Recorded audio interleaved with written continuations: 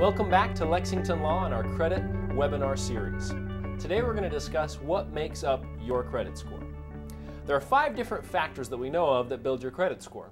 The largest and biggest one at 35% is your payment history. Next at 30% are your amounts owed. From there at 15% we'll discuss your length of credit history, and then your 2 last components at 10% each are types of credit in use and your new credit. So let's discuss the biggest section of your credit score, payment history at 35%.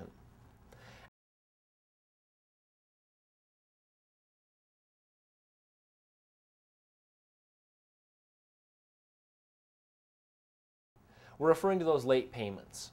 Lexington Law Firm will work with you to dispute those negative items that are inaccurate, misleading, or unverifiable through the credit bureaus and also with creditors directly. This will take care of your 35% payment history. Next, let's move on to the amounts owed.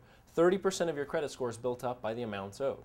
When we talk about this, we're referring to the debt that you have in comparison to the amount of money that's been lent to you. So let's say you have a card with a $1,000 limit and your balance is at $500. You're obviously at 50% of your credit limit. And this is about the point where you're going to start to affect your credit score negatively. Anything past 50% of your credit limit will probably start to lower your credit score. So some good advice may be to speak with a professional about your amounts owed and determine exactly what would be beneficial in your scenario, whether it's to transfer some accounts, transfer some balances, pay down some accounts. Depending on your situation, you might want to do things differently.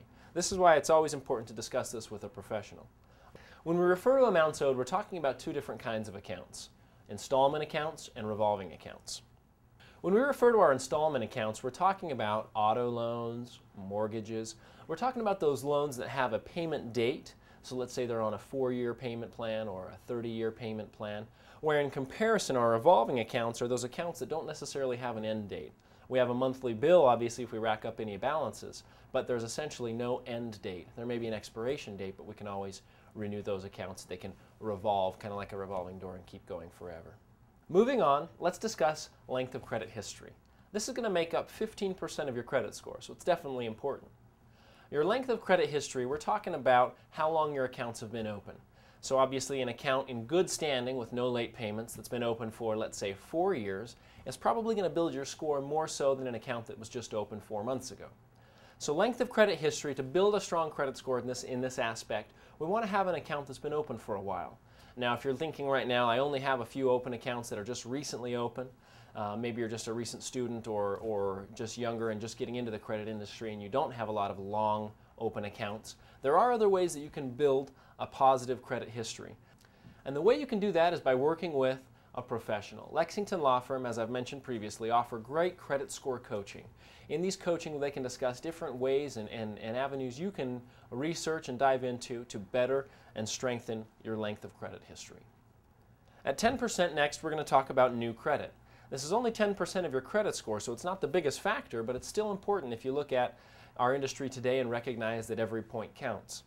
New credit, we're talking about inquiries, how recently you've been applying for credit, or what new accounts you've just recently opened. So obviously if you go and apply for a mortgage or you apply for a car loan, they're going to run your credit. They'll look at your credit score and determine if you are or are not a credit risk. When they do this, they're also going to put a little ding on your credit report or an inquiry. Inquiries should stay on your credit reports for 2 years. The first year that they're on your credit report, they could be hurting your score or pulling your score down. The second year of their credit reporting, they'll just be on the report, but they won't be affecting your score negatively. To finish up, let's talk about the last 10% of your credit score, or the types of credit in use. For a good credit score, we're going to be looking for different types of credit. We don't want to see 10 different revolving accounts and no installment accounts. Keep in mind that the credit score was built originally for banks and lenders to better understand you and your payment information. So they want to know whether or not you understand how to run your finances and how to pay your bills on time. So the different types of credit in use, if we're wanting to maximize this 10% of our credit score, it's probably wise to have a variety of different kinds of accounts, revolving accounts, installment accounts. And again, I'm not giving you advice to go ahead and open up all sorts of different accounts. It's always important and smart to speak with a professional about your situation before you actually go and open any other new accounts or close some previous accounts.